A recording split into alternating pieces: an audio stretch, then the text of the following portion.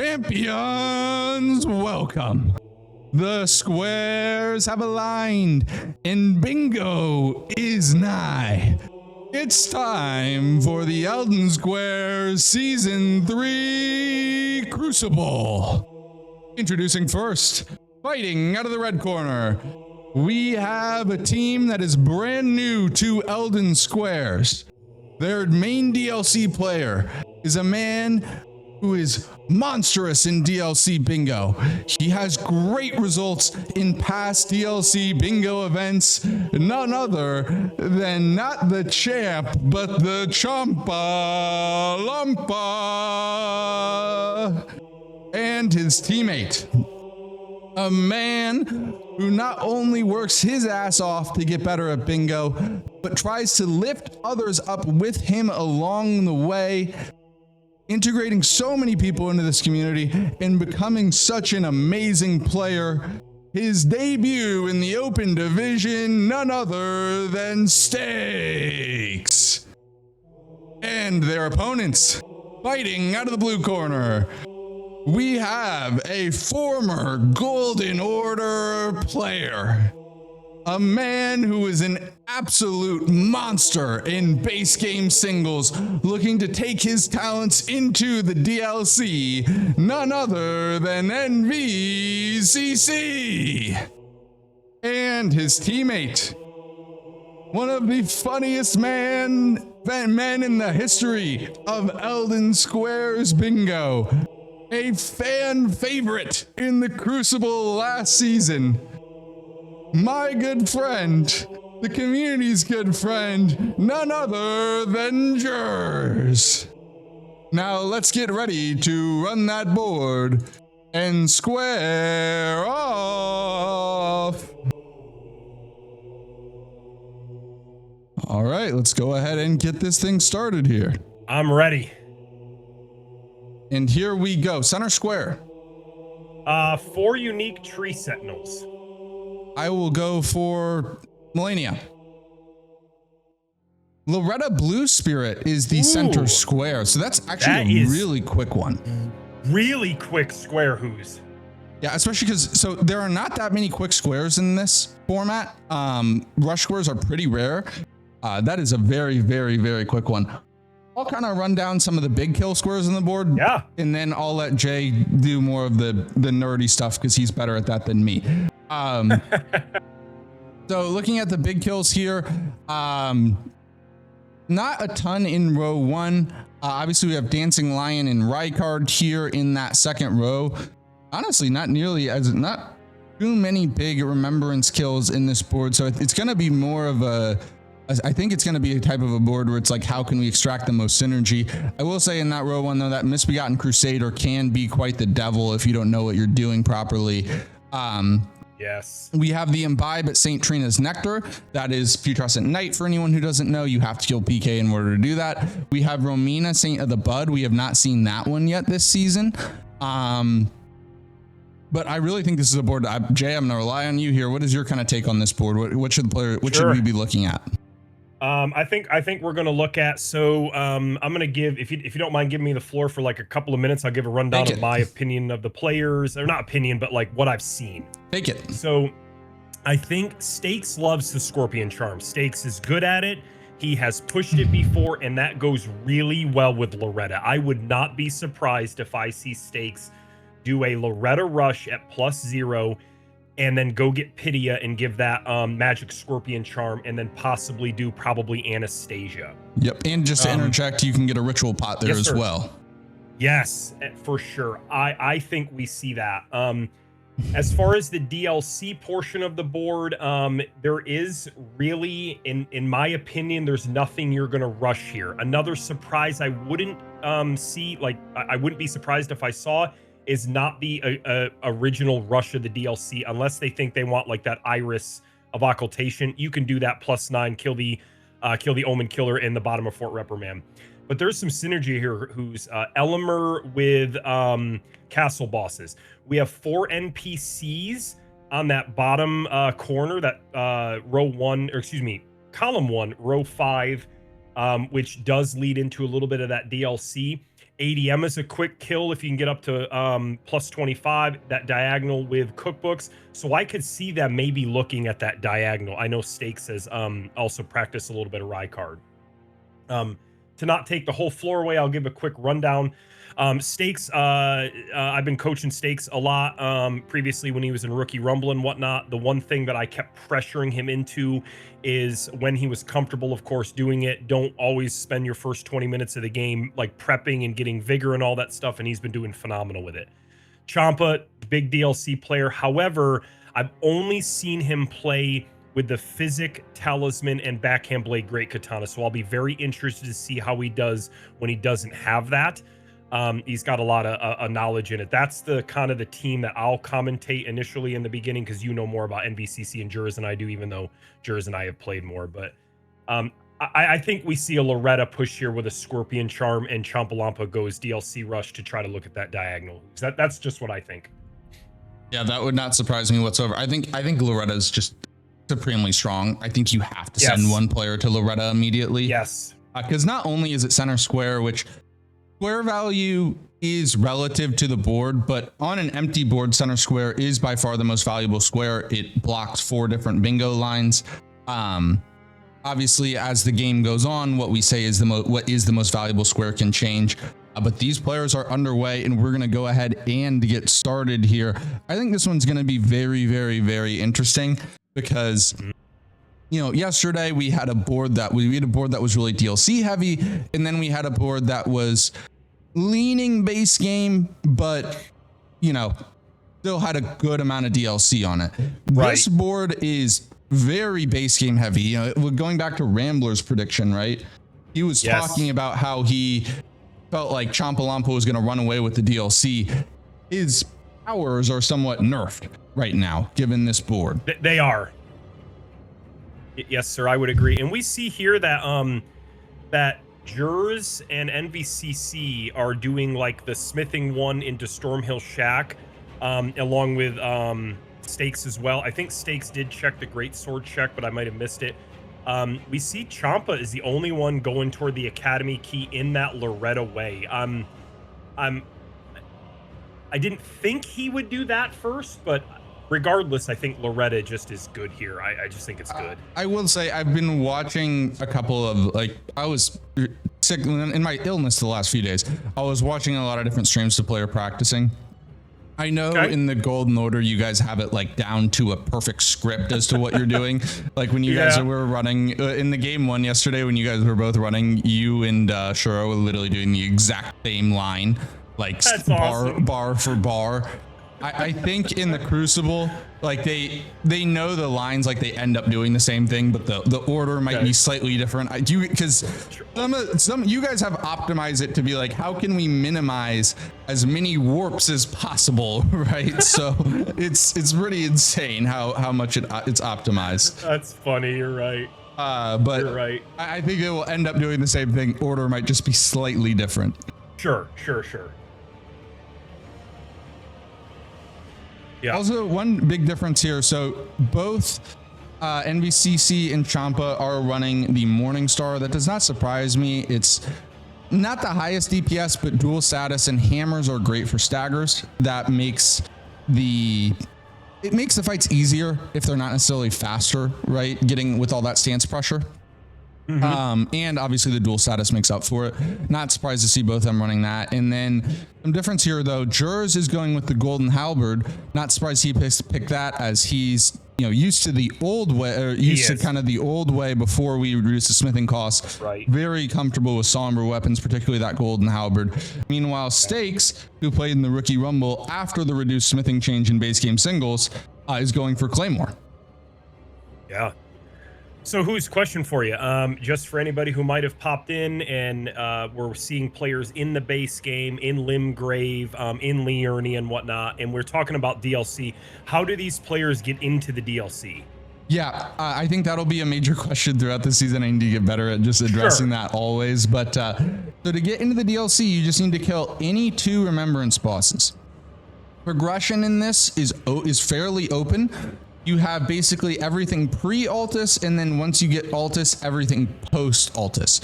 you can kill literally any 2 remembrances. So you could do Godric Renala or Godric Rykard, but you could also do Lacedusax and Melania if you wanted to.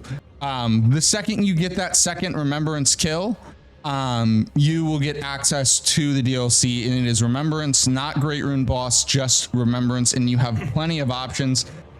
Every single Remembrance boss in the base game, with the exception of Elden Beast and Chadfrey or Lu, are on the table. So you have 13 options.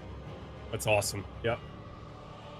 Yeah, and when they get into the DLC, they'll have 5 Skidoo. They will have, for anybody who's DLC pilled, they will have Morth Ruins unlocked, which Morth Ruins has access to 4 very quick Skidoo to get to level 7 if you wanted to. They'll have Scorched Ruins Grace, which is a hop, skip, and a jump away from the pot guy with a Skidoo and 3-path cross. They'll have Midra's Manse unlocked, and then they will have the Fisher Grace unlocked, but that one to note is the Grace that's before the Great Rune Wall, similar to Capital behind DTS. In this event, by the way, Capital is open, and the only thing holding you from getting into Capital is a DTS kill. And we're gonna see our first fight of the match here. We have Champa going into Margit. All right.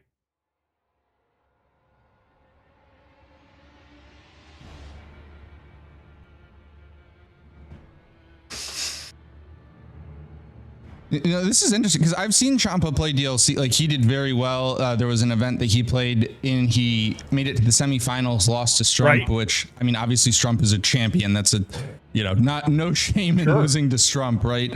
Agreed. So I've never seen him fight Margit, literally. So I'm curious. He's doing very well, though. Not necessarily surprised. Yeah, no. Just, you know, you never seen it before. So you never know. Sometimes players who are super DLC pilled, it's like they get in the base game and they're lost. But beautiful kill there by Champa. Absolutely textbook. Yeah, I'm excited to see his DLC game, even though like this is, you know, not super DLC heavy. Just on the simple fact that legitimately I've only seen him do the, you know, not to like minimalize it, but you know, with the lightning, scorpion charm, backhand blade, physic tier, thorny crack tier, you know, it's very different. It's very different. Very, absolutely, my friend. And we see stakes going into Carrier Manor, my friend. I knew it. Yeah, Let's go. We have so kind of similar plays from both of them. Champa was pretty ahead of NVCC on the Margit kill. NVCC's fighting Margit now, but right after NVCC gets through this Margit, we have a race on our hands between Jurs and Stakes, both going for Loretta here. Yeah, and Jurs is ahead enough where I think if Stakes wants it, he will have to get a death. And I wasn't, you said it yesterday, because I did watch some of your broadcasts back at the end of the night. And you did said it, you were like, it's just really tough to keep up with 4 people. And it really is. But I'm curious as the delay here, did Stakes like do a big balloon route and set up his weapon? Did Jurs kind of rush it a bit? I see his weapon's not wieldable with Jurs, but I'm assuming a physical fix that. I think the biggest difference was just routing. Because of like Somber versus smithing, because Jurs, I guess Jurs had to get the strength here, and he just got it online. Let's put it actually big screen with these two right now as they race for this. But I assume it's just routing due to Somber versus smithing weapons. Okay, fair enough. Okay. While we see this Carrier Manor as Jurs is about to run past the Colossal Drop Troll, as I call it, we have Champalampa in Academy running up towards in the direction of Red Wolf, and we have NVCC that is going through the gate into Academy on his way to Red Wolf as well. Yeah, Jurs is first into the fight, and I gotta say this is not easy, right? Especially because I don't know how much Loretta is not in the highest priority fights to practice low vigor, right? So let's see how the players do here. Ooh, that damage, Jesus. Yeah, so J-Man said that Stakes leveled at EG for Rex, Jurs didn't. Okay, cool. Yeah, I just missed how he got ahead. That was all. Yeah, and it might just be movement. I will say, I know this is something I've worked with stakes. If there is one kind of quote unquote weakness of Stake, I would think he's an incredibly good fighter, an incredibly smart player. Where he loses time to the best players is just like traversal, right? It is. Yeah. Yeah. And what I like about Stakes is that he takes it like he understands the reasonableness behind it. Like, you know, he's not like, he knows, because, you know, I've told him, I said, hey man, I'm just letting you know that if like this was a play and you were to do what you're doing right now, which is, you know, setting everything up and all that, you're just going to lose it. But never go into anything you don't feel comfortable in doing. So, but he has come a long way. I love to see his progress. Oh my God, Jurs went down at like 2 hits left. Holy moly. Champa is entering Red Wolf, but we're going to say this Loretta race is huge because this is for the center square. It is. And I'll be honest, I thought it was over. Jurs was having a beautiful fight and then got caught by that arrow, and they're just so low vig that he wasn't quite at full, but just destroyed him. So Stake has a chance to snipe this from him. He does. Stakes lock in. Obviously, players don't know exactly how close this is, but they have to know that like we're racing this, right? It's a very obvious play on this board. You're absolutely right. There's ritual pots on the board, and granted, it's only one, but it's still a ritual pot. Scorpion Charm, center square. Come on. Yeah, I know. If anyone's curious why we're talking about Scorpion Charms, we've changed the way the Magic Scorpion Charm works. You don't have to do the whole quest line. You can just buy it from Pydia. Yeah, good clarification, Who's. Thank you. And Red Wolf goes down for Champalampa while we're watching this. Stakes gets tagged. He's going to have to heal. Jurs is making up ground here with the damage, but I think he might run out of time here. It's going to be very close. I'm trembling. One hit. Oh! Bro. My God. No! No! Literally had to be less than 5 health. But Jurs only has 1 heal left. And he's on the back foot.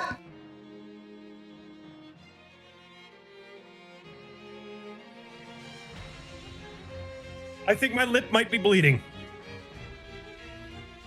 Oh my God, Jurs went for a very greedy hit there, but got away with it. Loretta slash. Jurs gets the kill. Jurs gets the kill. Oh, that's brutal for Stake. He was so close. I'm out of breath. I'm sitting, chat, and I'm out of breath. If you want in on this type of gameplay, you want in on this learning, on this exciting gameplay and all that stuff, let's go. Come to Ignite. Let's play some bingo. One hell of a way to start the day. We have 8 hours worth of games. There's no pacing yourself, straight into the action. My God, Wander, I'm out of breath. Can you go? Would you mind getting Who's and I water if you don't mind? Anyway, back on track here. What are your thoughts on Stakes quitting out there, even with Scorpion Charms and Ritual Pots on the board? What do you think? I didn't see Loretta's health bar when he quit out. I mean, it wasn't. It was 50-50. Health bar wasn't too far depleted, right? It was 50-50, right? I think if it was a fight where you had the only thing about Loretta is it is about a 30-second run up from the Grace, right? If it was a fight where you had the Grace right outside the arena, I think I'd say no brainer quit out, because the run back Loretta actually has a run back. You know, you could argue that he should have killed it. I'd say it was 50-50, right? So we see Stakes here, you know, messing up this tree thing and whatnot. For anybody who might be watching, like, this is a different type of mentality, right? So, you know, not saying anyone's thinking it or feeling it, but I just like to say it because I died twice to Moonrathil yesterday, and Moonrathil at plus 25, even at 30 vig, should be a no-brainer for me.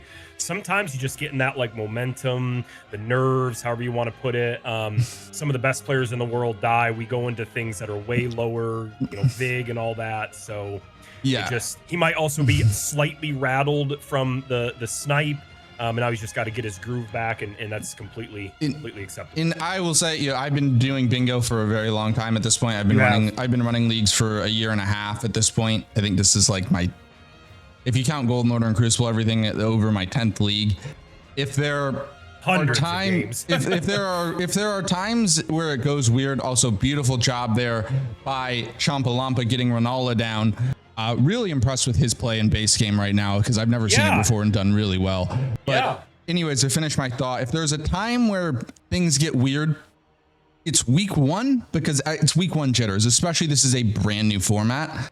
And then playoff / elimination games late in the season. Right, those are kind of the situations where things get weird, because the thing about bingo is that not only is it it's not only a game of skill in things, but you're under pressure, right? Like it's one shot go, right? Yes, sir. You know, when you're playing in these games and you have the pressure on, it's kind of like if you've done any speed running or know anything about speed running, and speedrunners talk about getting the jitters when they know they're on like a PB pace or hell, even a world record pace. Yes. You can kind of feel that, and it's hard to play your best, because even though like when these guys are perfect, they make everything look so easy, right? Also beautiful kill by MVCC there. Both MVCC and Jurors are playing, or MVCC and Chomp are doing fantastic in their DLC setup. Jurors here also is going for Sleeping Golem in Lanedale here. Okay. We'll go full screen with Jurors, but anyways, yeah, it just, the margins are so fine, and you just get one little bit of the yips, you make one bad roll, and you're dead. That's just how fine the margins are. 100%, like 110%. So it looks like, just based on, well, not even just looks like, it will be. Champa will get into the DLC before Godric will go down much faster than 2 phases of Renala. So Champa will get into the DLC. I'm interested to see his first play. I think we might see just a setup, or possibly a send into there's 2 plays we could do here, right? We could do the that's a good mark there from Sleeping Golem. Yep, Jurors get Sleeping Golem. There's a couple of things they can do here in the DLC, you know, based on that's like my realm, for, you know, for the most part, as far as the Golden Order goes. You could see like a back section to the Iris and Occultation. You could see a Hippo kill here to get that Viaduct. You could see a full setup of stones in like the Forge, or in, I think Reprimand is the way to go here because of Iris for your stones. Or we could see an ADM kill, because if you look at that bottom row, who's 4 NPCs, Dupe or Remembrance, and Transformation, you can get it through South. So I'm interested to see what Champa does here. Dude, by the way, Morningstar is doing work. Champa very nearly just one-cycled Godric. Beautiful. I know. Let's go check in with NVCC here as he goes to fight Renala. And actually, Jurors is making his way to Academy as well, maybe looking at Rykard. Right, okay. By the way, while we have a minute here and NVCC is doing the phase 1, I know we have some new viewers in chat. I just want to say, first off, if you have any questions, let us know. We'll be happy to, if we can, we'll answer them on commentary. Or also, we have, most of the chat is players in the league, so someone will answer your questions. Also, if you want to get into bingo, you can join Ignite. We have a full coaching system, and even if this format looks daunting to you, like normally we start rookies off with base game singles and things, we have a whole coaching system at this point to get you into bingo. Or if you just say like, hey, this is really cool, I want to get updates on it, join Ignite as well. That's where we post all the information stuff about the league. That's where the league is hosted. So even if you're just want to be a super involved viewer, that is the place to be. Yeah. So we see Champa up here. He went to Let His Grace, picked up 3 Skidoo, NVCC in with Renala. Not sure Stakes' plan, although I do believe that you're correct probably on this Rykard play here from Jurors. And MVCC's in the DLC, and he's not that far behind. Yeah. You know, another thing that I wanted to shout out today, and I thought about it this morning, but I thought to myself, it's really probably only relevant to say if there's a situation for it, and I think this is a perfect time. When we first started playing this chat, when the weeks of Veil Break, where like Lemon and I teamed up, and then Rambler and I teamed up those weeks. For reference, what was Veil Break? Veil Break was the 2v2 of this format. Essentially, we did like test theories with different graces, different progressions. Like when we first started, it was, what was it? Correct me if I'm wrong, Elimer and Radon to get into the DLC, right? Yeah, this format has been it was just a test run of this. We've been testing this format for like a year. We used to think that getting into the DLC mean you would just lose everything, and that we have since learned that that is not true at all. Obviously, getting into it second when you're going for like a rush square, well, of course you're going to be behind. Welcome to essentially speed running.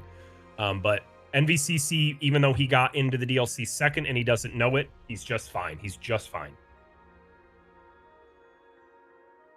And Jersey is going into the Red Wolf fight. Interesting. So interesting that he's doing Red Wolf here. Money, you think? No? Could be money before Noble. Yeah, that might be just enough money for him to take a shot. So he doesn't need a lot of players would do this for the Magic Wet Blade, but he has a somber weapon, right? So he doesn't need that Wet Blade. Maybe he's looking at imbued keys, right? So is Champa. Look in your top left. Well, yeah, because Champa's going for imbued keys actually with the DLC imbued sword key, and Champa's gonna beat him. Yep. But very nicely done there by Jurs. If the Stone Sword Keys does end up being a snipe for Team Nordic Thunder, I think that's going to be very big, right? Yeah, it is. For them. I also really like this from Champa because not many players are going to get into the DLC and then leave. But I think Imbued Sword Keys is a good look for Champa. He says, I'm in the DLC. I think my pace is good.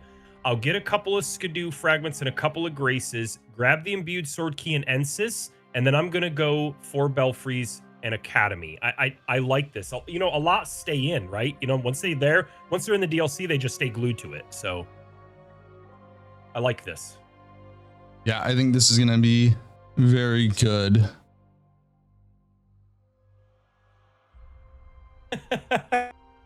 So NVCC, I think he's going over to Guru, and I'm assuming this is for sevens. Typically, your Telu's Forge is your best way to get from +9 to +25. If anybody is an Ignite and is curious about this, we did pin a video that we created for showing the route in there. But I think on this board, the way to go is actually Fort of Reprimand. Fort of Reprimand, you get 5s, 6s, and 8s. You can get your 4s in Inner Aeonia, and then your 7s at Guru. To the inexperienced, for lack of better words, that might be like, well, why would I go to multiple places when I can get them all in the Forge? Well, because the Forge is a long run through. There's nothing really on this board for Rao base, and with Occultation on the board is a big thing. In Fort of Reprimand, there's an Omen Killer underneath with a America's Rune, mind you, 80,000, that drops an Iris of Occultation. And since there's only 4 there's only 4 irises in the DLC, 2 Iris of Grace and 2 Iris of Occultation. 2 of which you need to drain the water, it's not worth it. So yeah, the 7s and back section for sure is a good shout. I actually did that in the very first Veil Break test week that Who's put on. And Sai even himself on commentary was like, whoa, I didn't even know that these were here. Those are kind of niche, and you would like want to go to back section to do it, you know, but that's a good shout, Graphic, because they are good 7s for sure. I don't believe that they are relevant on this board, but there's still a good place to get them. Yeah, so this Imbuki snipe is actually going to end up being pretty close, but it will be a snipe. Yep. I'm sure Jurs will be disappointed, but that's big. That's big for Team Nordic Thunder, right? It is 100%. I also think this is this is like a big moment, I think, for stakes in particular, right? One of the things about this format is like, you know, you have a teammate, right? You need to rely on your teammate, right? Yeah. sometimes you're going to lose and you're going to get sniped, but like your teammate will pick you up, right? And Champa's played really well. And I think Stake just needs to keep his head, right? And just keep his head down and focus on doing what he's doing. Obviously, you know what? Like it sucks to lose a race at the start of the game, especially for the center square, but it's a long game. We've seen so many crazy comebacks in this format. You know, he just needs to keep his head down and keep doing what he can do, because one square is far from 13. Yep. So we see, I got a question for you. I'm going to hold my question. It's relevant to what Stakes is doing right now, which I'm assuming is going and getting the Fire Scorpion charm. Yes, he is. Before I ask you a question on that, I do want to make a comment that I don't know if it'll be detrimental, but I think Champa going to the Forge for his stones, even if he's +9 here, is actually a slight misplay. I say slight because how can you argue that you just get your stones, right? But from what I mentioned before, with this occultation and your 5s, 6s, and 8s here, and NVCC already has his 7s from Guru, I think this allows NVC to catch up, especially with Champa going back to get the imbued sword keys, which I think was a great play. Yeah. Here is my question for you, who's is Stakes trying to rip these Scorpion charms because he thinks Juris is going to hold on to it? Yeah, I think he is. What do you think about that play? You like it? I think I like it, right? Because you take priority away. Also, like going to Anastasia. I just think about like the mental game more than anything right now. Like especially in week 1, I know the players tend to talk about like theory crafting and optimal, but sometimes I'm like, you know, just mental, right? Putting a square on the board, also taking synergy away from that snipe earlier in the game, I just think is very valuable for his mindset, and I think it's a perfectly good square to go for. It gives them 2 unique blocks. I'd say go for it. Yeah. Okay. And Juris does get abducted as he is going into the Volcano Manor. We see NVCC here fighting this Omen Killer, which at +9 is not bad. The only problem with this, and this is a very weak statement that I'm about to make, is he does hit like an 18-wheeler on a highway. So, like, you can't fully disrespect him. Yep, but he's not that difficult. He does kill him, getting himself that Iris of Occultation there. But yeah, Champa's going Forges. I will say this is, I know Champa has obviously played with, you know, Aggro and Agronio and some other players in DLC. And I know Aggro favors the Forge route. I don't know, like, because they played their DLC bingo a bit, like, you know, separate from Scadu bingo, right? So I think they favor the Forge route. Oh, by the way, he barely survives that fist from Teulu. So I believe that's why he's going Forges. I know I personally favor the double fort route, but granted, the reason why I like the double fort route is because I like to do reprimand and get to +18, and then I can kind of make a call as to whether or not I need to go get the 7s to get to that. You know, sure. Yeah, I think if you're committed to, I just want to get my weapon maxed, Forge is completely fine. But you know more than I do when it comes to DLC timings and stuff. Like you guys know, like I've only run base game leagues to this point. So base game, I'm quite the expert, right? DLC, I know I'm not bad, but I'm not. No, not at all. I don't have the same level of expertise, you could say.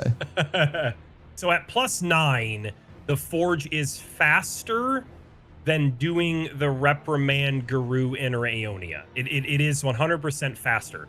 On this board, I think it's a slight misplay. And I really have to emphasize on slight because like he's getting all of his stones here. As long as he picked them all up, I didn't watch every single one. And we see Stakes here going for Anastasia, and this will be the Scorpion charms if he can kill her.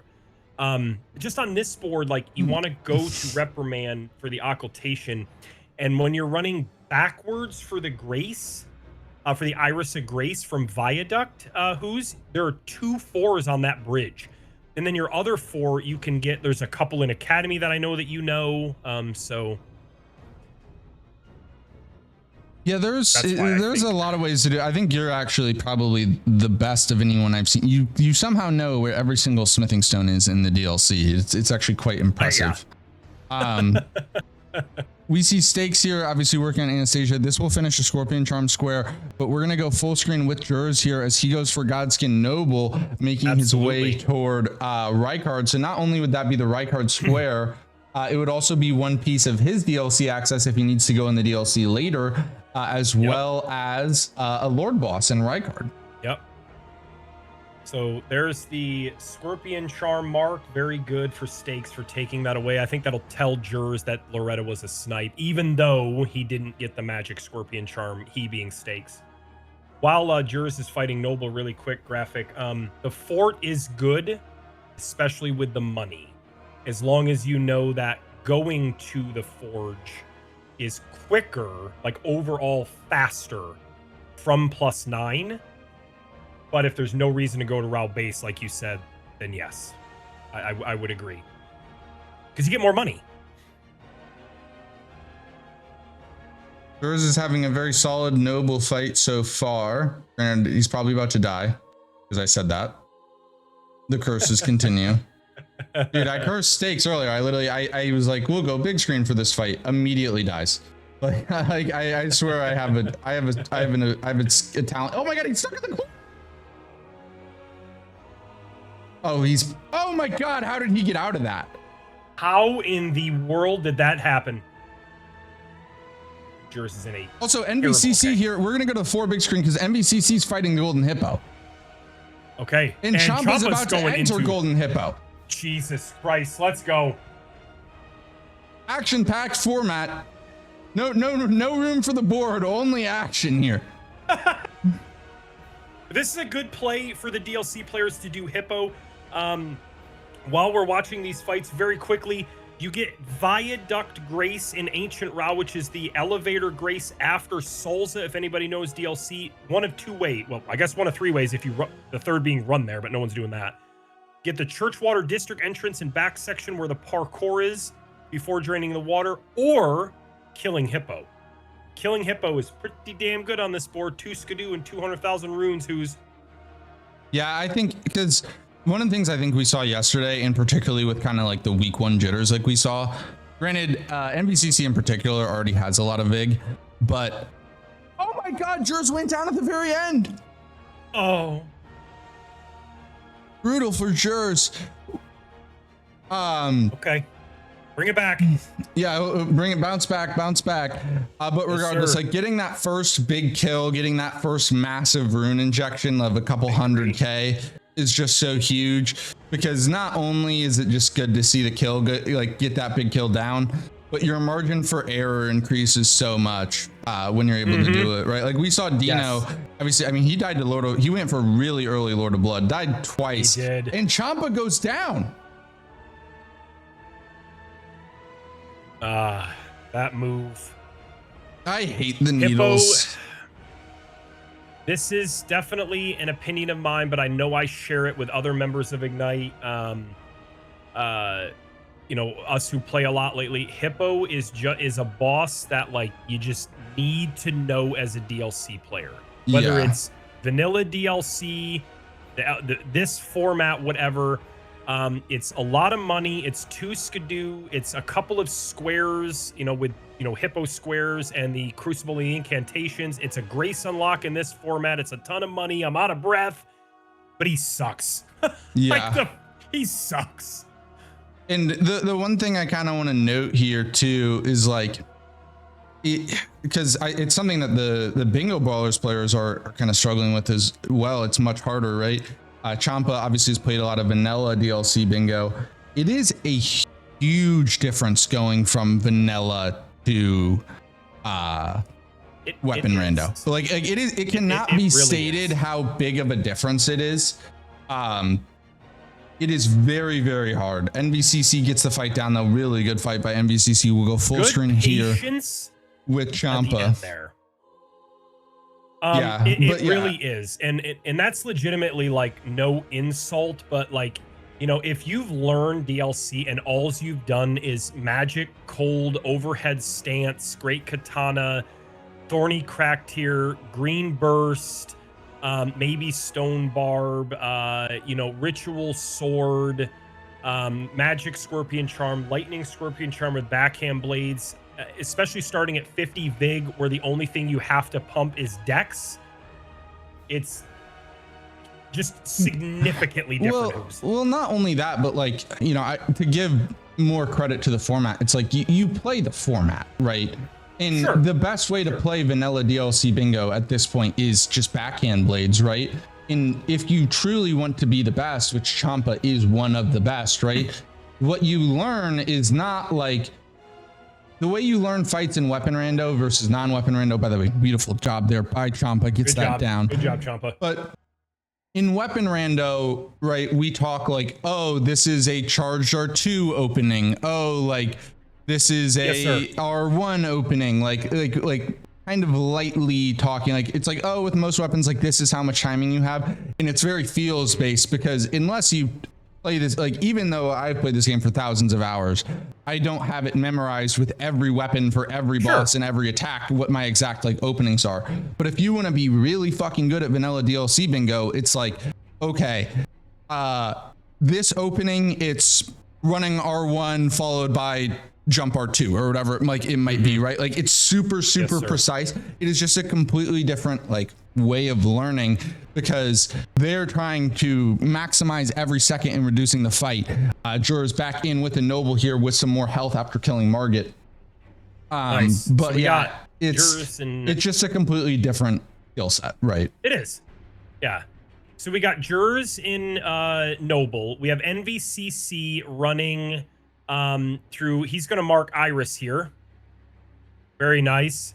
We have Champa going towards ADM, which I like. Egon's Cookbook, NPC bosses.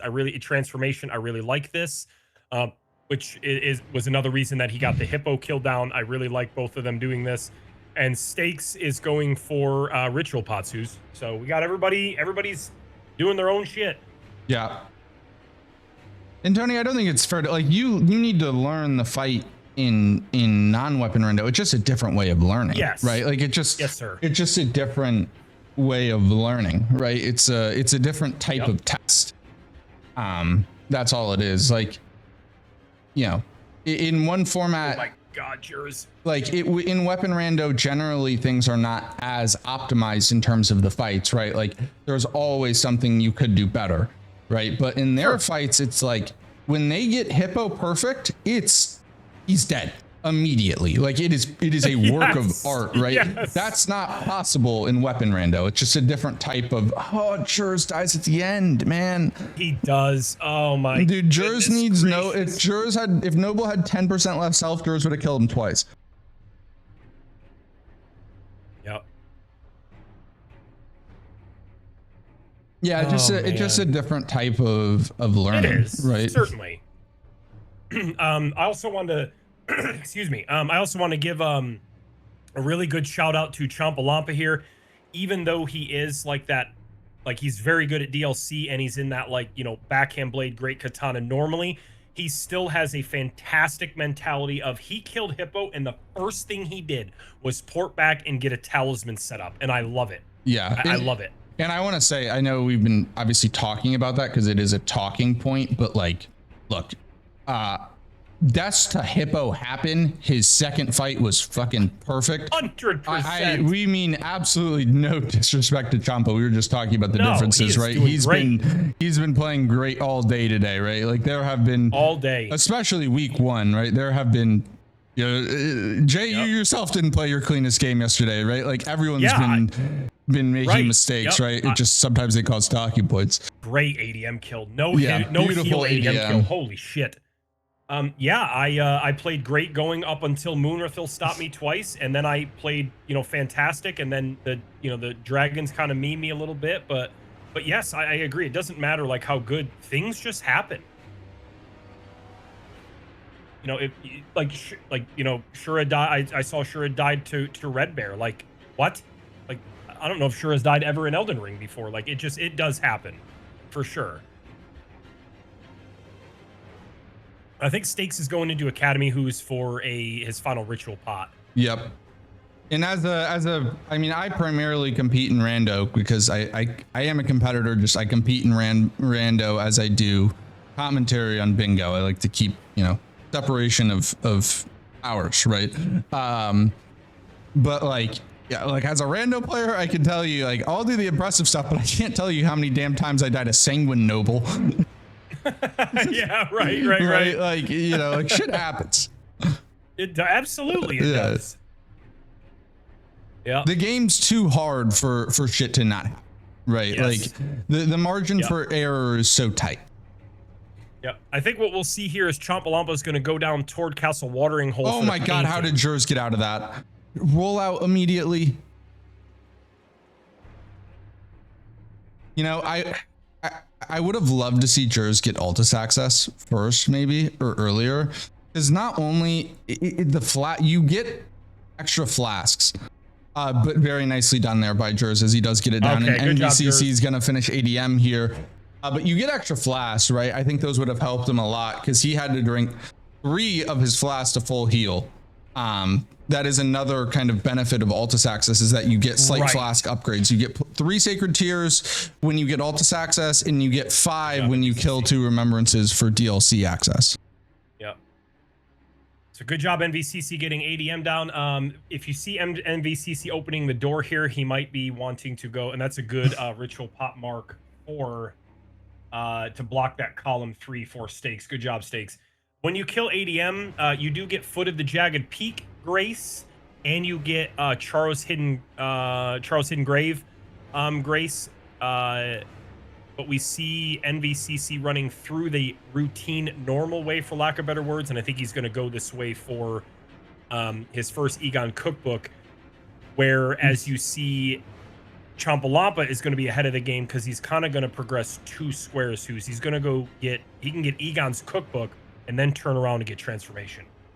Yeah, and I think this is shaping up to be a very good. We got a really good game shaping up here. Obviously, 3-3. I agree. If anyone's new to this format, the first 30 minutes tend to be a little bit slower in terms of there's plenty of action as you've seen so far, but in terms of actual square pace, tends to be a little bit slower, and then it will just explode. And we're kind of starting to see that. Yep. See that happen. Oh, Jurs.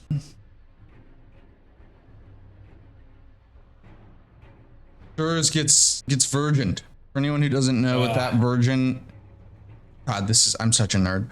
You don't want to run to the left of the virgin, even though it's a faster line. You want to run to the right and go around it. And because you circle around it, it gets confused and it misses every time. That's a good shout. I didn't know that. It's probably because I'm so used to rolling it, but I will keep that in mind. Thank you for that, Who's. Yeah. Also, I don't believe Champa has the first cookbook. And if Chompalompa gets this cookbook and then gets the second one before transformation, he'll get both squares. But if Champa goes for the transformation first, with how long it takes that damn painting to reveal, which he is, we might see a cookbook snipe here. Actually, we will. Yeah, if he goes for transformation, I think we will see the players split here. Unless somebody in chat has tracked, I don't believe Champa has the Egon's cookbook by floor stacks. I don't think so. So they'll split the progress on this Jagged Peak squares. So yeah, we're gonna be seeing the DLC players splitting squares with the cookbooks and why can I not find them on the word with the cookbooks and the transformation. These 2 squares here, those are gonna end up being split. We have Jurs going in for Rykard right now. And yeah, you're right, Graphic. He would have marked it. I was explaining that all like before he actually grabbed the cookbook, and then I just kind of kept going like a bonehead.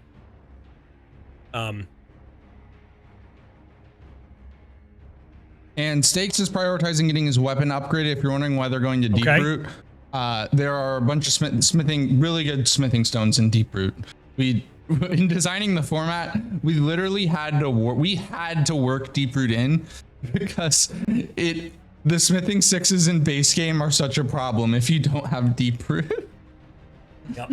This will be a good square for gold, but old. Because he takes the synergy away. They split it. Very good. Very, very, very good. And we have jurors going into Rykard here. If anyone's wondering why he didn't go to EG to upgrade the Serpent Hunter, you are not able to in the mod because the Serpent Hunter is the only weapon that is not randomized. You cannot upgrade it because we want you to use Serpent Hunter for Rykard. We don't want you running Serpent Hunter as your main weapon because it is guaranteed.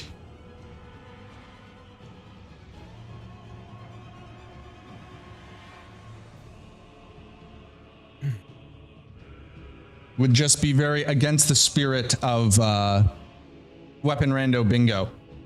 And actually, Champa here working on the NPC boss is just absolutely destroying Dane. ADM versus Dane in the bottom left-hand corner gets it down. This is really good for Champa Lampa. He wants to progress row 5, and he wants to block that bottom left, top right diagonal. Which he doesn't know it, but Jur's in the Rykard fight. This is a good shout. He's probably gonna go kill Patches and Adon, I would say.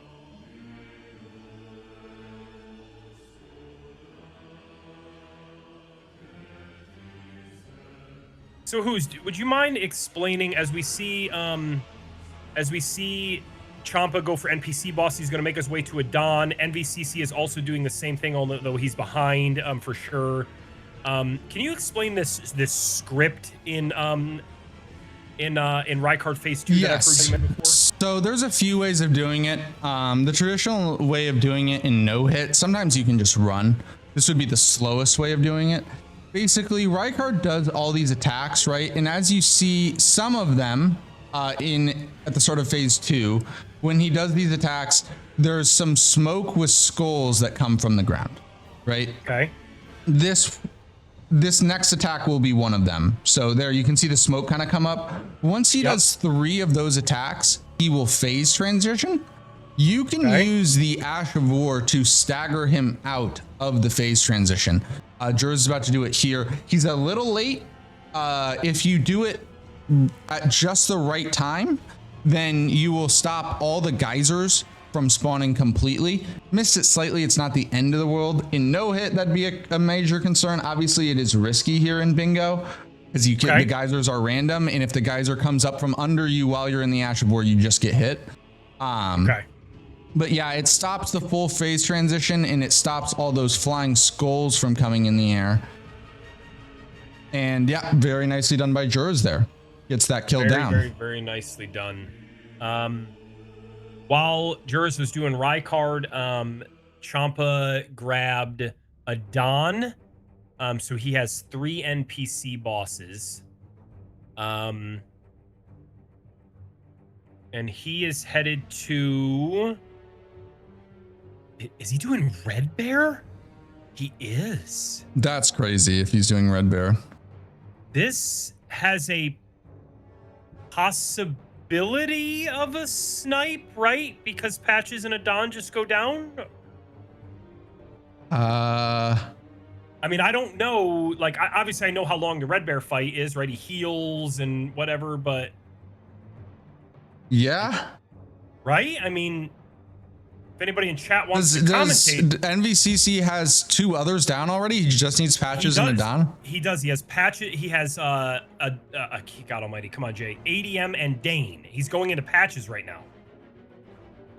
Yeah, this has... If this Red Bear is not crazy fast, it has a possibility of a snipe. Right. So we get Liurnia Highway South chat, which then you just go, like, essentially west, jump up the Spirit Spring just past Laskia Ruins, and it drops you right into the Everjail for Adon.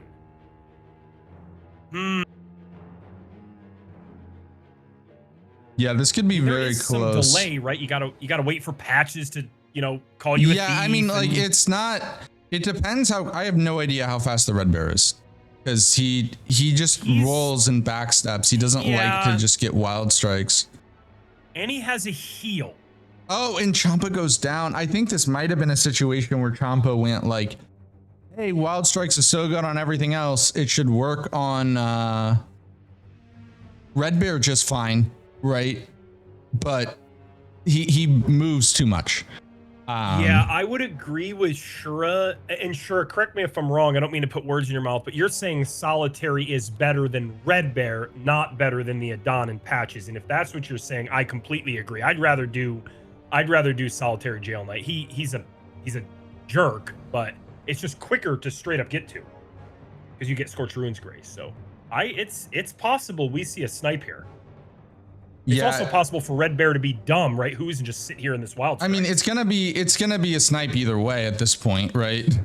Okay, that's a very good point. Yeah, it's just who's getting sniped. Yeah, because that's the problem with Red. He's so weird. I hate this boss. I hate him. Him and Dancer, Exactly, right? Like they just don't. Their AI is super weird. Like him, it's less so the AI, it's more so because the moveset on the Beast Claws is just super weird.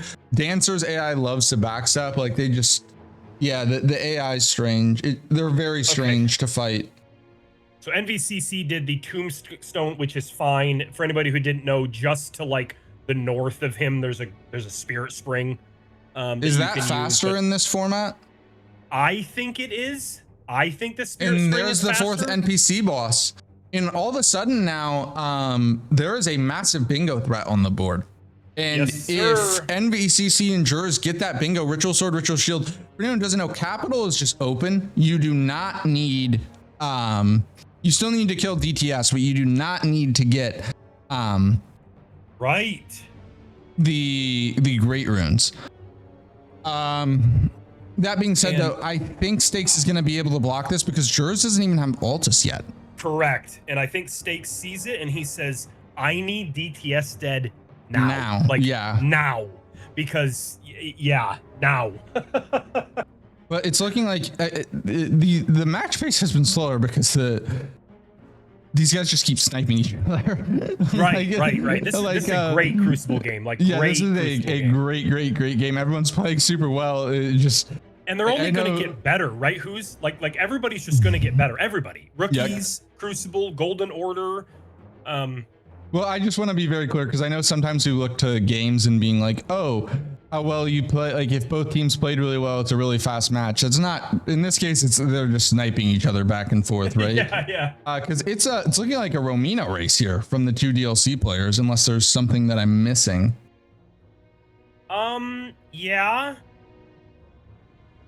Yeah, that would be the only. I'm gonna look up my board really quick. Unless they did Deathblight Ryan. And Champa did. NVCC was ahead, but he chose to get the Scadu from the pot guy. And then Champa is so experienced in the DLC, made up a lot of time on the skips. We see both the base game players here in fights as Stakes goes down to DTS. Jurors here fighting the Virgins. Yep. And this could be a little bit of nerves. Stakes, if you watch this back, I've seen you fight DTS hundreds of times.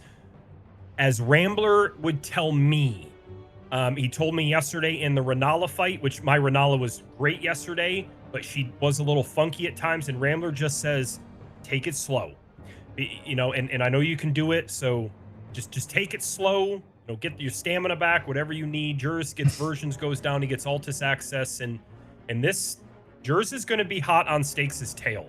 Yeah, I mean, I think we saw some nerves there yesterday. We saw some nerves from Thomas and Yebe yesterday. It's possible, right? Everyone's different, so it's of course. Six goes down again, unfortunately. Everyone's different, so I can't speak to each individual, but it's possible, right? Maybe some of the players who are coming from the rookie event maybe have a little bit of nerves, right? I mean, we know what the level is, and we know that these players are more than good enough to compete with the Crucible. Like they are ready. They would not be here if they were not ready. But I could see some self-doubt in the oh, I'm not in the restricted rookie event anymore. Like this is open now. Like I'm playing everybody. Might just be some of that going on.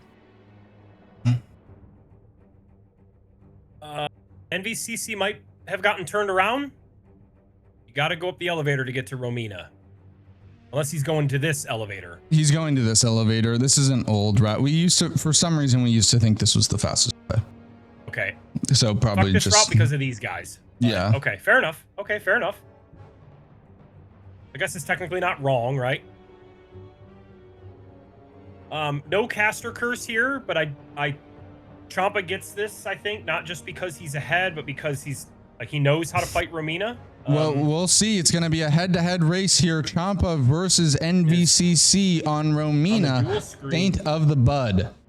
And Stakes, who's my friend, is holding off on the DTS and going to get Elmer. This could be a mental mindset. I've done this before, where like I've died and I'm like, I need to go do something else, and then I come back. And the other thing for Stakes here, like he's done so many collection squares. His red bar is half the size of yours. That's a good, I didn't even notice that. Yeah. You just said it. Is NVC 11 Skidoo, Tony? 11? Yeah, NVCC's been really prioritizing his Skidoo, which I think is super smart. Like I do the same thing, right? Because look, when I play with you guys and stuff in practice, I know I'm not as good in the DLC as you guys. I'm like, hey, I can't take all these risks, right? I need to go get my Skadoo and be a good boy and do my paper route, right? You know, hopefully there's a mistake and that's where I make up the time, right? Because I just need to play safe. Sure. And I think it's a super heads up. Like you can just see, I think you're seeing a lot of the experience from MVCC here today. Like he's playing he's not as comfortable in the DLC as he is in base game, or at least as experienced, right? But you can see like that savvy veteran play, right? He was a former Golden Order player for a reason, playing a really damn smart and good game today. Yep.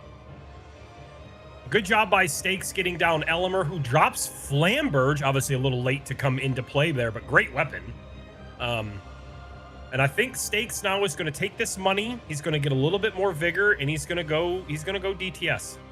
In this fight, partially because of the Skadoo, maybe some RNG, this is so damn close between these two. It is. It could come down to some stally moves, as you see right now that NVC is getting, but this is a great Crucible game.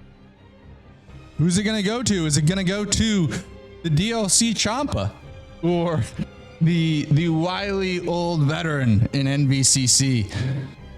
Champa is very close, but NVCC gets a stagger. I mean, look, the thing is with this weapon, like all it takes is one bleed at this point for MVCC. I know. Oh, he misses the jump R2. Champa just can't seem to find the last hit. Okay, second to last hit. And then NVCC gets a stall. Yep, NVCC got a stall move there. And Champa gets it. Get your 400K. Oh my, Champa got great job by Champa. One hell of a snipe. That was a very needed snipe, I think, for I think you're right. Because this is going to be a really close race now between Stake and Jurs. Jurs already got Ritual Sword. I'm unsure if Stake has Ritual Sword yet, but Stake is well ahead on Draconic Tree Sentinel. Yep. I don't believe he's killed Gillica yet. I don't believe so. Man, these guys are just they have each other's number. It's crazy. This is great. So many snipes today. This is oh, and NVCC goes down from the skip. Yeah. Get your 390,000. It'll be up top. Stake is back in on DTS here. Jurs is approaching. The only thing is Jurs has a +9 and DTS actually is weak to Holy. We also see Champa going the normal way to Florisax, and I wonder if he either A, forgot, B, doesn't know, probably A, or C, it could be he's doing something that I don't know of. Is he going... Is it faster to run from the red area, Grace? It is faster to run there. To be fair, I wouldn't be surprised if he didn't know that, because I remember we didn't know which one was faster for a while. Like we had to time it. He's going for the dupe. Yeah, he's going for the dupe, but it is faster from... It's faster if you go from Charo's Grace and go the beach way. And the thing is, I think Jurs is going to snipe this, and I think they're going to bingo.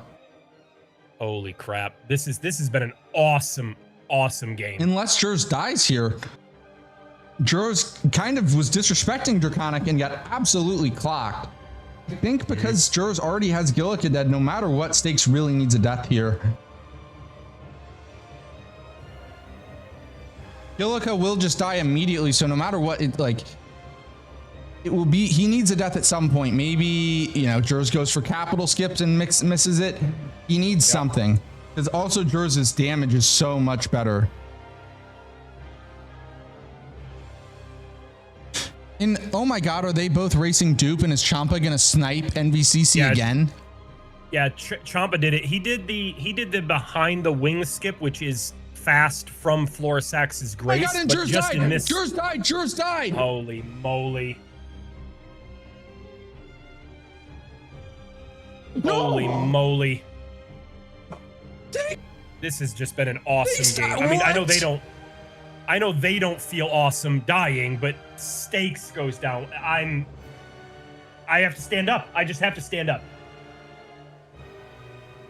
Good mark by Champa there. Brother, on the you said it, and I literally stood up to take my as I was standing up to take my jacket off.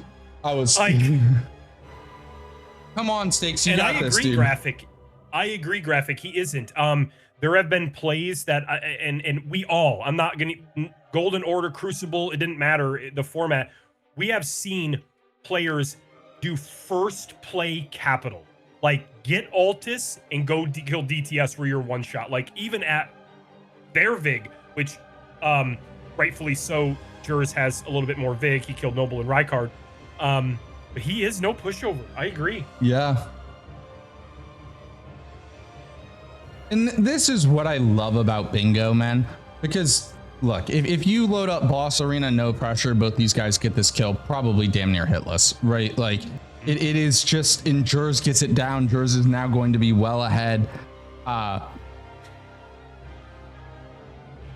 Well ahead here.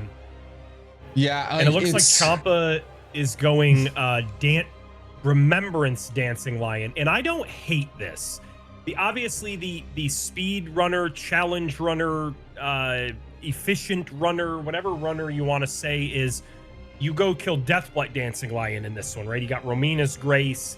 But if you don't want, if you think you're ahead and you don't want the tankiness and the Balisks and the Froggies and all that stuff, I don't dislike this at all, because he's gonna mow down the Remembrance. Yeah, and NVCC here actually going to Altis? Manor, or Altis maybe. Because yeah, there's not many DLC scores left on this board. I want to give a massive shout out to NVCC here, for just the job that he's done in the DLC. Because I know he, you know, obviously he's the more experienced player. At least from like, I think overall more experienced. Champa's been playing a lot more as of recent, but overall NVCC's been playing for longer. Yeah, like, but Champa is a DLC specialist, and my God, they have been going for bar. They went bar for bar and just battled. Could not agree and more. Such a good job by NVCC here. Like very proud of him. Yep, Champa's playing very well. Great Romina kill. An awesome job of getting into the DLC, getting the imbued sword key going back, getting the transformation, which he takes half of the synergy away from them with the cookbooks. NVCC made a good play with the cookbooks. We got Stakes, you know, in the Jurs going in there for the Loretta play. Stakes unfortunately does die, as did Jurs though too.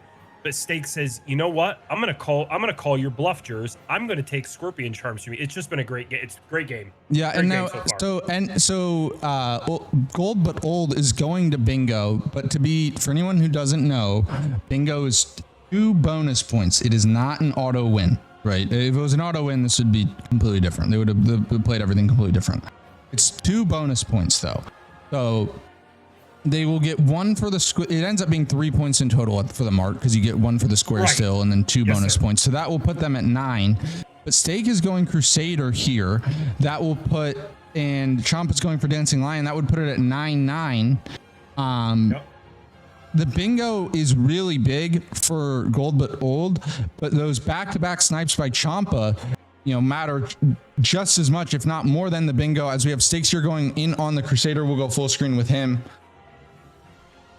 Really, Great job counting poise. I don't know if he was, but beautiful stagger.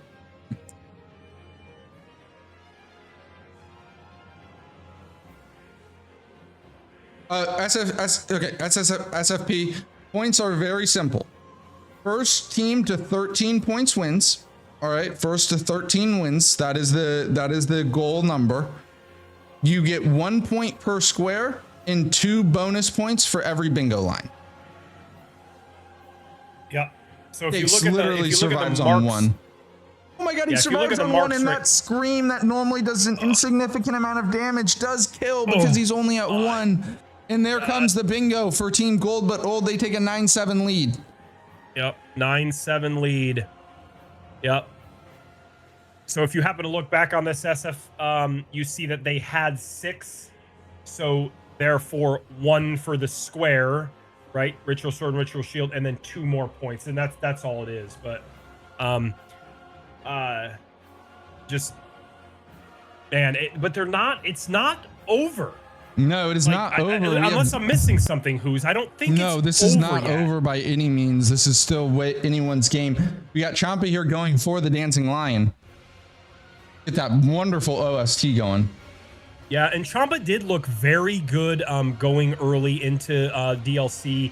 He knew it. It was, and I use this word very loosely, it was slower than we usually see. I want to say it was like a 17 maybe, and I think NVCC was in at 18, but I'm using the word slow very loosely because 17 is just fine, like just fine. Yeah, he played it really well, and Yeah, I don't hate this. We're gonna go to the 4 screen because Stakes is also in on the Crusader yet again. Absolutely. Never mind. And I don't hate I'm this cursing Dancing all day Lion today. play, as I said before. I don't hate it. The play is Deathblight, but you can just mow this one down. And if he wants the square and he thinks Romina is a snipe and NVCC is going to go for Deathblight, which he's not, he's like, okay, I'm banking that I can get through Bellarat quickly and burn this one down. I like it. Also, I saw NVCC and Jers stop there for a second. I think they're so base game pilled. For a second, they were like, we win. And then it's like, no, you get 2 points. Keep going. As Dancing Lion goes down there for Champa, very nicely done. Jers here in on Gold Free. First Elden Lord. This is another Lord boss for him. So that will be 2. And then he can go kill the Alabaster or Onyx Lord right behind Loretta. Yep. We see Champa going towards PK. I'd like to see after Misbegotten go down, Stakes kind of take away this castle boss. Well, not take away, he still needs 2, but oh my god, the scream. There's still a lot of game left to be played, chat. There's still a lot of game left to be played. PK is a long run.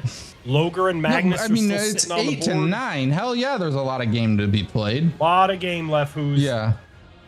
Champa's going for Imbibe. And NVCC's going for Okina here.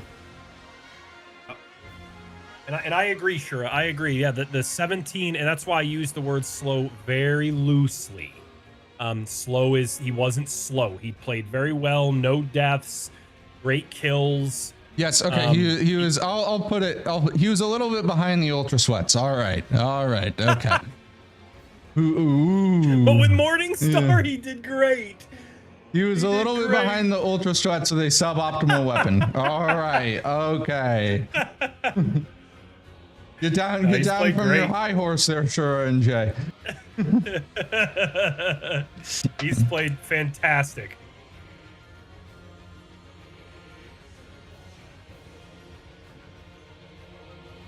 What's NVCC doing here? Okina. Ah, okay. Okina, got it. Yeah, Jersey's going for the Lord. NVCC's going for Okina here. And make sure to stick around, guys. Obviously, huge day of bingo. We have bingo brawlers going on as well today. Wish all of those players in bingo brawlers the best of luck in their games. And not only that, but we will be stay around with us as we have 4 games in a row. So hell, even if you go watch bingo brawlers, come back, we'll still be on. We'll still be here, yes. Yeah. And Lord Bosses goes down for Jers. Very well done there. We'll see what his next play is. I'm curious if Champa gets PK's Grace after the Misbegotten and pivots out to hold Prio on it, or if he just does it because NVCC has been off the board. Let's see here.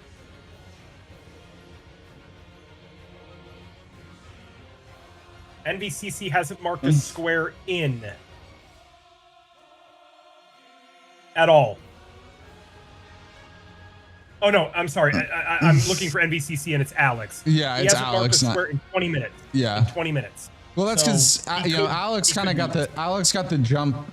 Did really well with the cookbooks and he got the jump on Champa with the cookbooks and the NPC bosses, right? And then Champa fired back with the Romina and the dupe double. Like it was just like. Yeah, MVCC or Alex sniped Champa twice, Champa sniped NVCC twice. That's just been this game, right? Yep. Looks like Stakes here is working on the physics class tiers.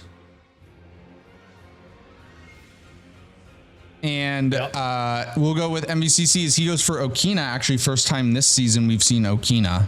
It is, yes. I'm also interested to see if, while Stakes is fighting this putrid avatar, if Champa goes back to base and gets Sacred Blade.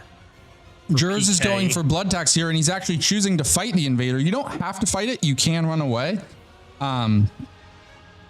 Nice job there. If you are set up, I think it's reasonable to fight it. If you don't have a setup, most of the time players just run like baby, like child. But yeah, we see him here going for just a kill on the Sanguine Noble. Probably is going to end up being a little bit slower here because Golden Halberd's not necessarily the best NPC weapon. Sure. But not really much of a time difference there because you do have to run quite far away. You really do. In the other direction, if I'm not mistaken. Yeah, like just complete other direction. Stakes now working on the Erdtree avatar in Dragon Barrow, but we'll go full screen with Champa here. As NVCC is also working on Logar and Magnus. He just got the bloody fingers from Vare. Killing Vare, yes. But Champa here is about to fight Putrescent Knight. Yep, and he's gonna go heavy here. It's better than cold. He chooses not to go get Sacred Blade, which I don't hate. I think he has enough Scadu at this point that it's not worth it. Sure. Yeah. One thing I did like yesterday, like one little piece of tech where the Golden Vow pickup, I can't remember who did it yesterday, but that was really nice. Deutz? I believe it was Deutz. Yeah. Just to get that holy affinity. Granted, you don't get the Sacred Blade buff, but you get that holy affinity.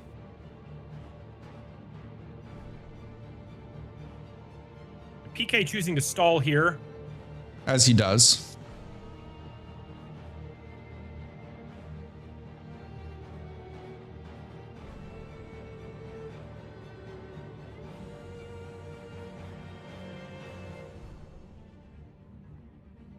All right, so Jers here is going to get blood tax. Then, well, if blood tax, the thing is, once blood tax if there's no Logar and Magnus incident, that would be 13 actually. Correct. Yep. Yep, because there goes blood tax. Now it's just one square away for gold, but old. You know, it's funny too. I watched Jers just absolutely destroy that Scarab, and man, that Scarab's a tank when you rush it. Yeah, because you just have to not kill the Scarab down +0. And whenever I actually really like that square as a rush square because I liked getting the 50k rune, and I'm super comfortable with Moog. So if I am a base game player, I can always like, kill Moog to get DLC access in for juice. But yeah, like, and whenever I'm fighting that Scarab, I'm like, oh my God, Forgs, please don't kill me. Forgs, be nice.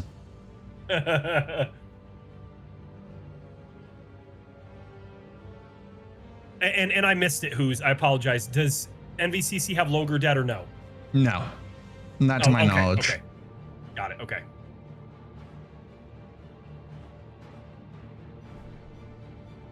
I know this is me just being a just complaining, but I do wish PK's Scream didn't have damage. I don't like the Scream. I'm just being a baby at this point, but I hate that it's got damage. There are certain bosses that have Screams that I really understand as I get the, like, for instance, Horlu's Scream.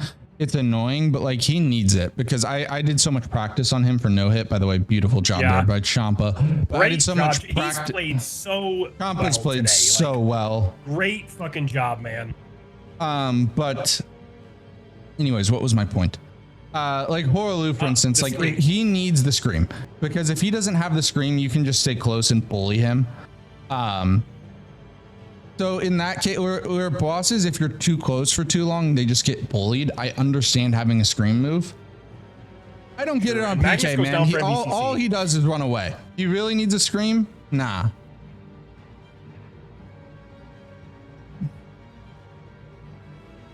Obviously, Champa here is going to imbibe, going to take the intentional death and then mark that square. Yeah.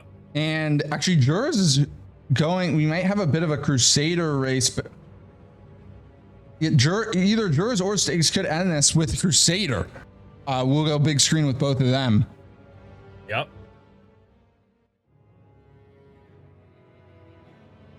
Stakes needs this kill to keep their team alive.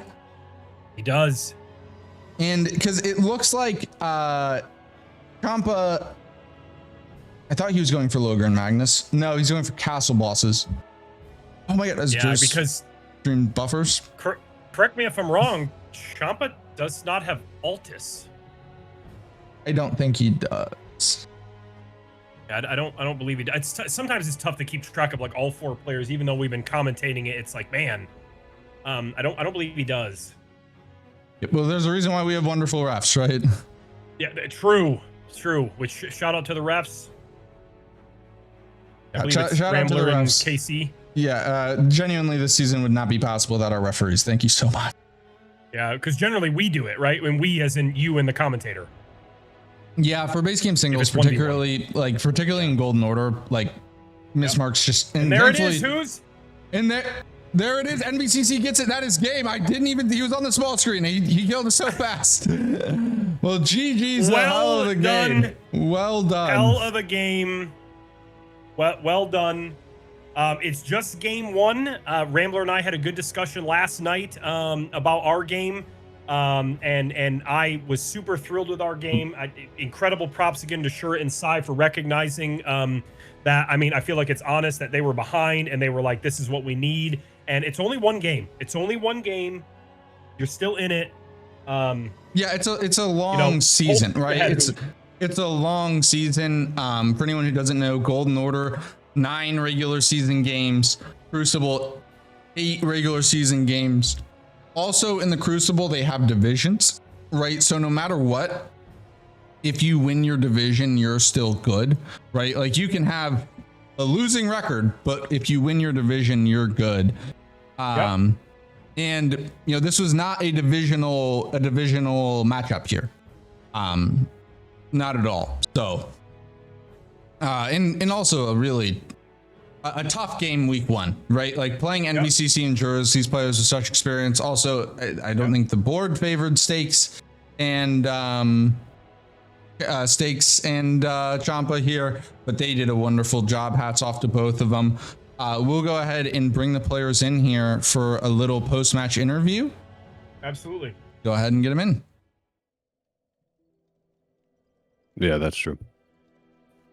Welcome in, everyone. Because welcome. I was Hello. GG's. Hello. Hey, GG's, guys. GG's. Good game. Congratulations on one hell of a game. Obviously, not the opening game of the Crucible, but the first commentated game of the Crucible. And before we get into the interview here, I want to just hats off to all of you. It was a wonderful, wonderful game to watch. A fantastic representation of the talent level in the Crucible. You guys were back and forth all game, sniping each other here, sniping each other there.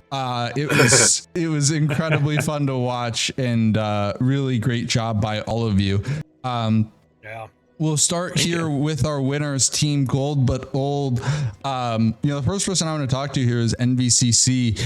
Obviously, we've seen we've seen you do base game, right? Like, we know you're such a talented base game player, and such a great bingo mind. But this was a really tough test for you, going, in the DLC up against Champa, someone who's a DLC specialist.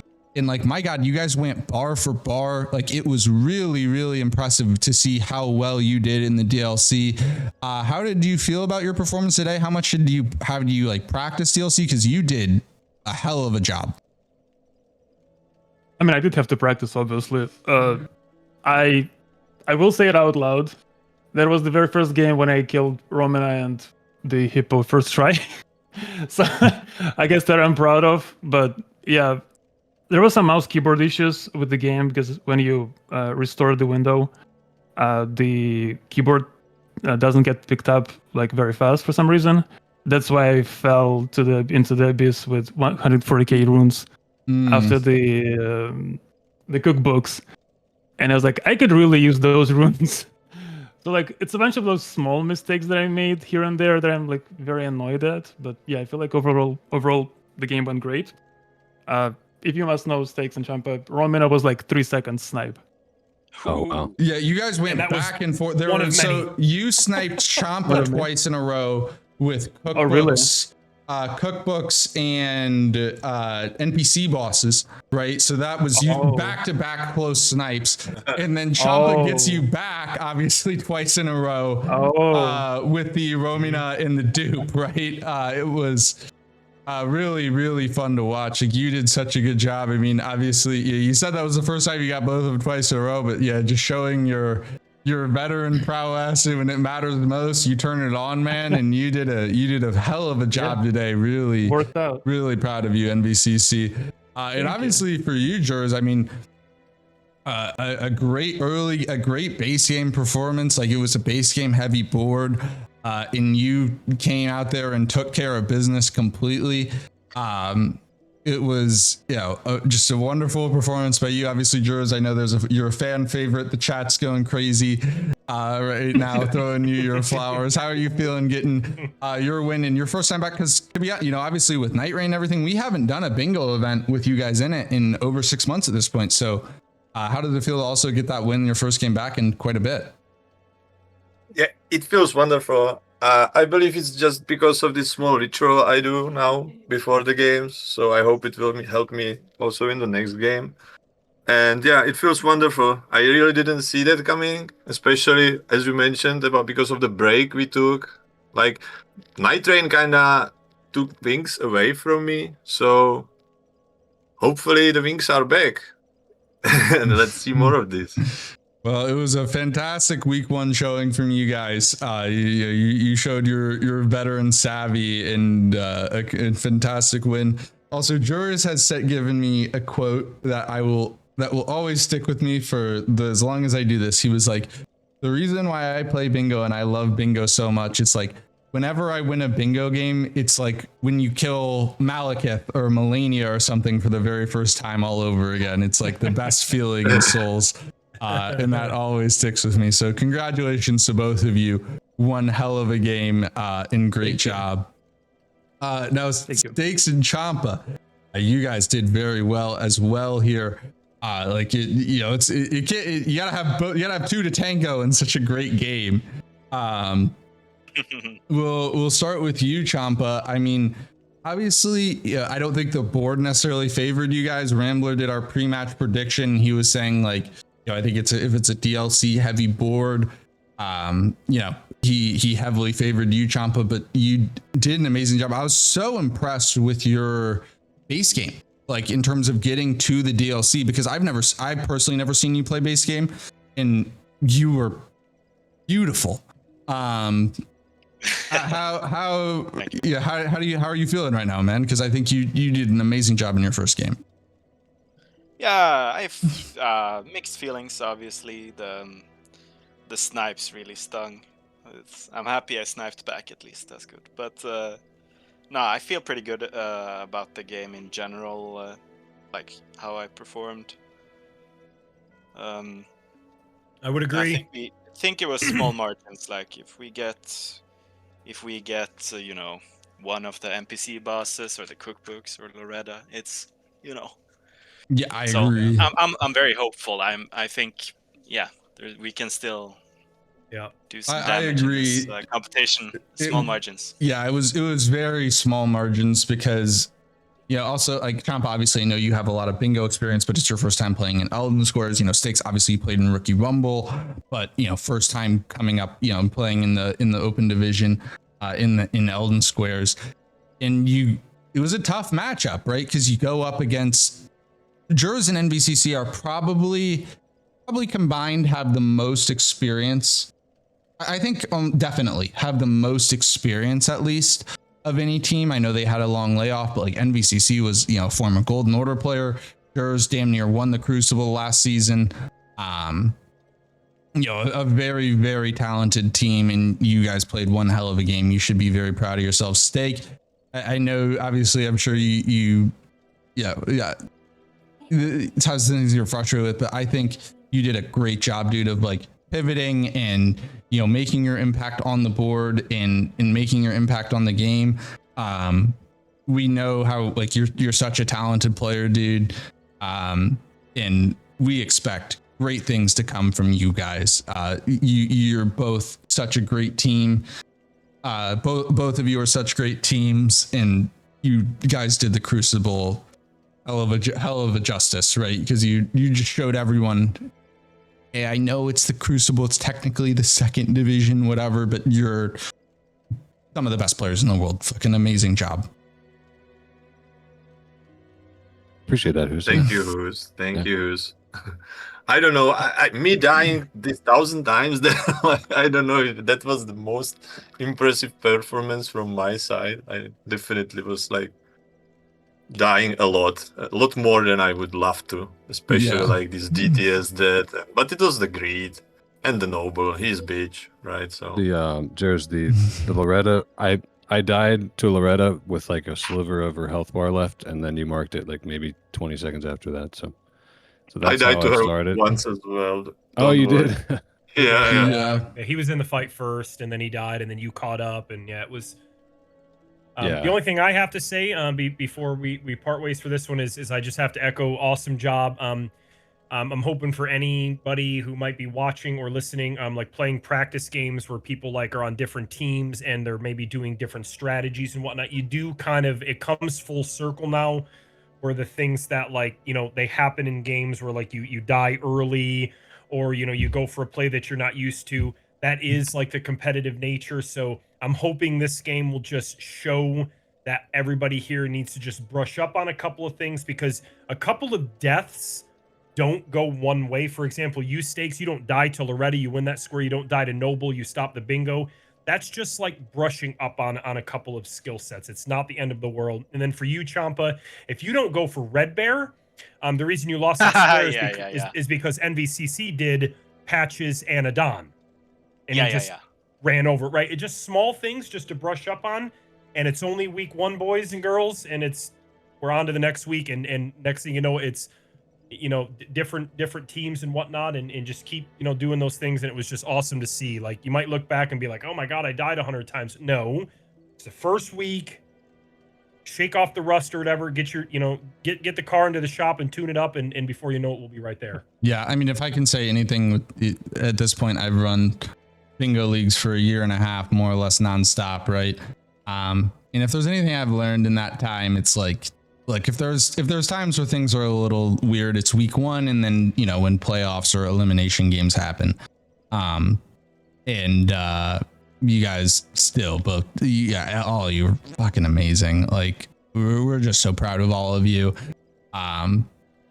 You know, and we look forward to everything to come. And plus, obviously, look, hey, there's divisions in this, right? It wasn't a divisional game. You just got to win your division, right? And you make playoffs no matter what in the Crucible. So fantastic job to all of you. We expect, you know, hell, maybe we see this match again in the playoffs. Who knows? But great job. Great job. Good job. Thank you. With Appreciate that it, being guys. said, GGs. obviously, I want to say a massive thank you to the community, everyone for watching and supporting us. Jay and I are going to take a short break, and then we will be right back for our next match, which is Tony and Fitz versus Josh and Dagger. So make sure to stay tuned, and we will see you guys all in just a second.